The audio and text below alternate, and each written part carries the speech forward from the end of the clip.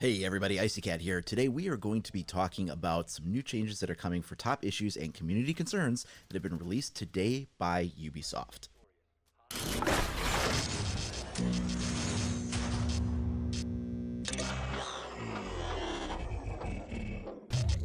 So this is the top issues and community concerns that we have today for Rainbow Six. This is posted on their website. I will put the link for this below the video player so you can check this out for yourself. This is updated as of today, April 23rd, and we will start right away with top issues for hacking, cheating, and lobby freezing.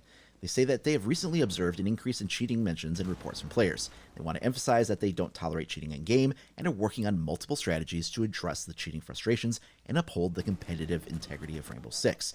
Below are some of the strategies that we can share that they are being worked on for the short term. First up is lobby freezing. They've seen an increase in incidences of lobby freezers seeking to disrupt games to their advantage. They will be releasing updates that will allow us to better monitor and more accurately track lobby freezers. The update will allow us to gather the necessary data that we can use, and in future updates we will use this data to automatically detect and kick lobby freezers. This will be an ongoing process. Then we have automated data updates to BattleEye. Due to the increased mentions in player reports of cheating, we are reinforcing the bridge between Rainbow Six and BattleEye, strengthening our collaboration with BattleEye by implementing automated processes and reinforcing data sharing to store the feedback loop on banned players.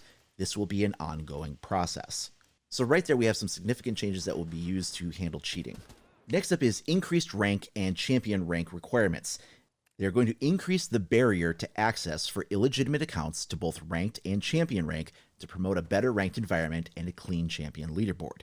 The target for this is Year 5 Season 2. They will have more specifics on the new requirements closer to Season 2, but it sounds like we will be raising that ranked level threshold, so possibly that will be getting an increase, and we'll see how they'll deal with that pretty soon.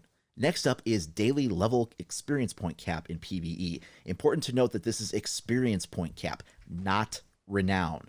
So it says that the daily level cap grind from PvE as a prevention tactic to make ranked requirements less accessible to illegitimate accounts.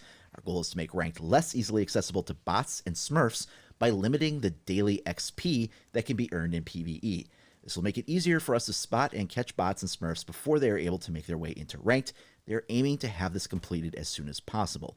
Again, this is reinforcing that they don't want people to smurf and farm that XP experience points to get to that, base level where they can start to play ranked. And by doing this, they will essentially take away that experience point gain beyond a certain point. You'll still gain experience playing Terrorist Hunt, but after a certain point on a daily cap, you won't. And then that does not affect renown. Renown and experience points are two different things. You'll still get renown for playing, but not the experience beyond that certain point. Again, this is used to combat smurfs from farming Terrorist Hunt to make that ranked level requirement. Then we move over to known bugs and issues. They have an unintended abandoned sanctions bug. An error was found in the matchmaking flow that was causing players to receive abandoned sanctions if they left the ranked queue right as a match was found. Players were already processed as being in the match when they had already backed out. The game flow will be modified so that the penalty warning message for an abandon can be displayed earlier and coincide with the time when the penalty system will effectively apply. Fix is scheduled for Year 5 Season 2. Incomplete teams at the start of ranked games bug. An error was found in matchmaking flow that was causing matches to start with incomplete teams if a player exited the ranked queue right as a match was found. These players were already processed as being in match when they had already backed out, resulting in games starting with incomplete teams.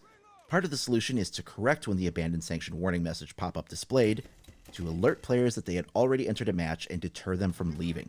We are also working on a match cancellation feature, which will allow players to cancel matches in the early stages of a game under the condition that their team is incomplete.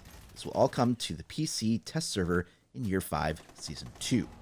Then we have past completed community challenges showing up as coming soon in the Battle Pass menu after the challenge is over. This is purely a visual bug, and a fix is scheduled for this bug with the Year 5 Season 2 Battle Pass update. Likewise, pop-ups notifying players of an MMR rollback after a cheater has been banned is displaying the incorrect values, which is also purely a visual bug and is currently under investigation. Moving over to top gameplay topics, we have benchmarking performance. This feature improves the current PC hardware benchmark tool in Siege, giving detailed information and performance reports about their hardware specifications and resource usages. They're working toward a new benchmark test that better conveys how Siege performs on different setups with the target of Year 5, Season 2. Then we have consistency on gadgets destroying props. There are inconsistencies in how gadgets interact and destroy props on maps, and similar to how they implemented consistency on how props break on projectile trajectory in Year 4, Season 4, we are working on a system for deployable gadgets interaction with these props. And then finally, we have improved notification and feedback for deactivated operators. They've improved in-game notifications and feedback for when an operator has been deactivated, because there have been times when they've had to deactivate an operator in-game to better the play experience when exploits arise. They're working on a way for feedback for the players when these kinds of things do happen. So there you go. These are the current top issues and community concerns as released by Ubisoft of priority issues that they are working on at this moment, with a large focus on handling cheating as far as like BattlEye is concerned, and Smurfs that are getting into the game and things like that. Things that they're trying to do to combat these issues that are big priorities for the community at this time. Many of these things are either going to be in an ongoing status, or a lot of it is going to be with a target of Year 5 Season 2, which is right around the corner in one of the 3 updates of that season. So this is all things that are happening pretty soon or are going to be under an ongoing status for the most part. These aren't like way down the road or anything. These are going to be pretty immediate things that will be impacting the game. But what do you think? Are your top issues and concerns aligned with what Ubisoft is saying the community concerns are? Do you think that they should have focused on some other areas, or are you happy to see them taking the focus on Smurfs and cheaters and some of the other things that they're listing here? Let me know down in the comments below, and if you haven't already, please do like and subscribe. Make sure you click that notification icon so you're alerted as soon as new content becomes available. You can also follow me over at IcyCat25 on either Facebook or Twitter. Thanks a lot for watching, everybody. We'll see you next time.